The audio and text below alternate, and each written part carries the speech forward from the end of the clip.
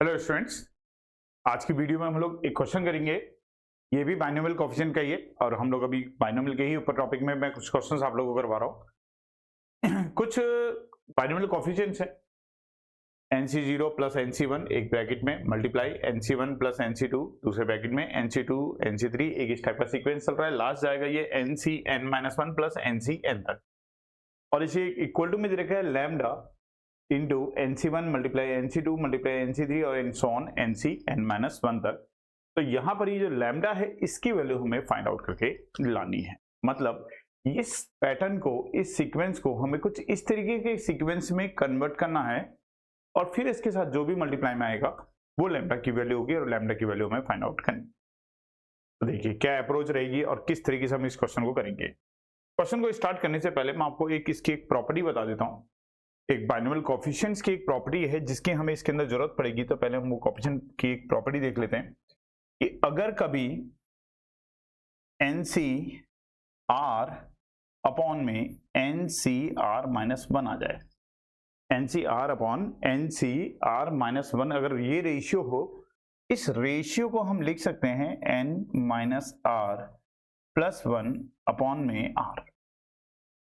बहुत सिंपल सी प्रॉपर्टी है लेकिन बहुत काम की प्रॉपर्टी है। कभी भी दो कोएफिशिएंट अगर रेशियो हो और ऊपर का नंबर उनका सेम है, तो ये अपर वाला पार्ट है ये इनका अगर सेम है और लोअर वाले पार्ट में अगर 1 का डिफरेंस है, एक कम है, डिफरेंस भी नहीं, एक अगर कम है, उस केस में हमेशा इसका रिजल्ट आता है N-R+1 अपॉन में R। अगर आप इसे बाइनोमियल कोएफिशिएंट से खोलोगे भी, एक्सपेंड भी करोगे तो बड़ी आसानी से ये प्रूफ हो जाएगा। इसकी जरूरत हमें इसके अंदर पड़ेगी। देखिए कैसे। अब शुरू करते हैं हम अपना क्वेश्चन। इसमें से अगर हम इसकी वाली साइड लेके चलें और लेफ्ट साइड में से लेने पर अगर यहां से अगर हम NC0 को निकाल लें कॉमन, NC0 कॉमन आने पर हमें मिलेगा 1 प्लस NC1 अपॉन में NC0 मल्टीप्लाई, इसमें से अगर हम कॉमन निकाल दें NC1 तो हमें मिलेगा 1 प्लस NC2 अपॉन में NC1 मल्टीप्लाई, इसमें से अगर हम कॉमन निकाल दें NC2 तो हमें बचेगा 1 प्लस NC3 अपॉन में NC2 और ये इसी तरह से प्लस नहीं है, मल्टीप्लाई है, ये मल्टीप्लाई इसी तरह से चलता जाएगा और लास्ट वाले में भी अगर हम NCn-1 को कॉमन ले लें तो हमारे पास बचेगा 1 प्लस NCn अपॉन में NCn-1। हर ब्रैकेट में से जो पहला वाला टर्म था, मतलब जो छोटे वाली टर्म थी वो हमने कॉमन ली, छोटी वाली ही हमने कॉमन ली ताकि अपॉन में हमें छोटी वाली टर्म मिले, क्योंकि फॉर्मूले में ऊपर अगर R होता है तो नीचे R-1 होना चाहिए, तब ये फॉर्मूला हमारा, तब ये वैल्यू हमारी आती है। तो इसीलिए हमने छोटे वाली जो नंबर्स था उसको हमने कॉमन लिया, यहाँ से 1 कॉमन लिया, यहाँ से 2 कॉमन लिया, यहाँ से 0 कॉमन लिया, लास्ट वाले से NCn-1 को कॉमन लिया। अब देखो ये बन गई यही वाली फॉर्म। अब यही वाली फॉर्म के अकॉर्डिंग ये एक काम करते हैं, पहले हम इसे एक सिंगल टर्म में लिख लेते हैं क्योंकि इतना बार बार लिखना ठीक नहीं रहेगा, तो इसको एक कंबाइन करके लिख लेते हैं, जैसे सिग्मा में लिखते हैं उस तरीके से।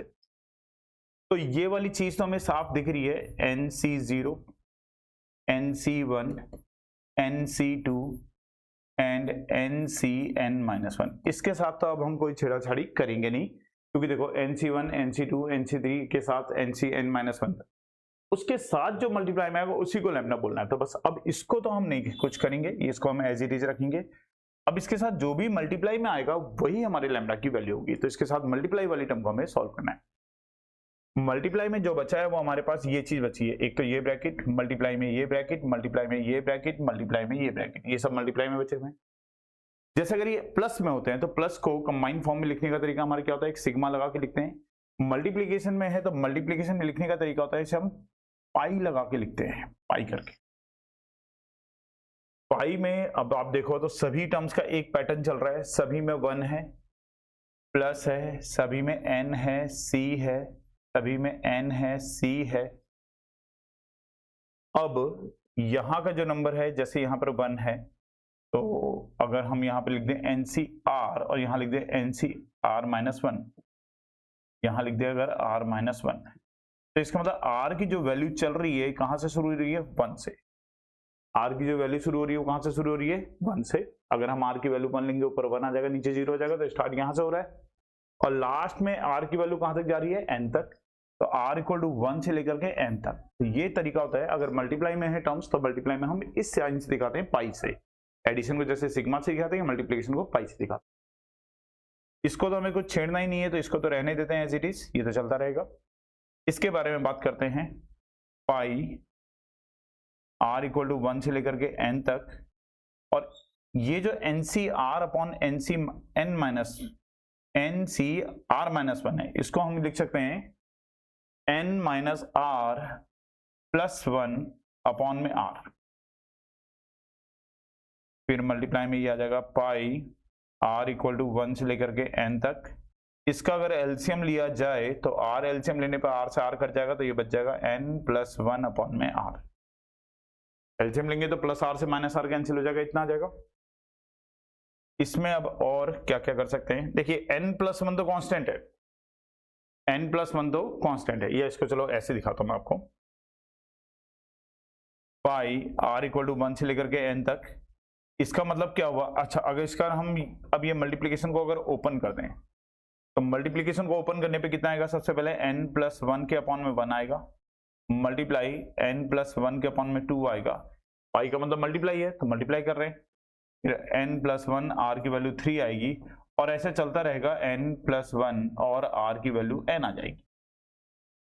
तो ये वाला जो हिस्सा आया n plus 1 n plus 1 n plus 1 कितनी बार मल्टीप्लाई, n टाइम्स, तो ये हो जाएगा n प्लस 1 की पावर में n, और नीचे भी 1 इंटू 2 इंटू 3 करते हुए n तक जा रहा है, तो ये चीज क्या हो जाएगी, n का फैक्टोरियल। तो और इस साइड से हमारा जो चल रहा था वो था nc0 multiply nc1 multiply nc2 and so on ncn minus 1 तक। तो ये वाली टर्म हमारी आई है, सेम वही चीज आ गई है, बस लैम्डा की जगह पर हमारे n प्लस 1 की पावर n अपॉन में n फैक्टोरियल आया है। तो इस तरीके से हम कह सकते हैं कि लैम्डा की जो वैल्यू होगी वो होगी n प्लस 1 की पावर में n अपॉन में n का फैक्टोरियल, और यही हमारे इस क्वेश्चन का आंसर हो जाएगा। लैम्डा की जो वैल्यू आएगी वो n प्लस 1 अपॉन में n फैक्टोरियल हो जाएगा। लैम्डा की ही वैल्यू हमें क्वेश्चन में अपने फाइंड आउट भी करनी थी। क्वेश्चन में लैम्डा की ही वैल्यू हमें फाइंड आउट करने के लिए बोली गई थी। लैम्डा जो था वो इस चीज का कोफिशिएंट था, तो इसका जो कोफिशिएंट यहाँ पर आया वो n प्लस 1 की पावर n और n फैक्टोरियल। अगर वीडियो पसंद आई है तो वीडियो को लाइक कर दें, चैनल को सब्सक्राइब भी कर दें, और ऐसी ही वीडियोस में जो जेईई के लेवल पे आप लोग के क्वेश्चंस हैं वो आपको मैं देता रहूंगा।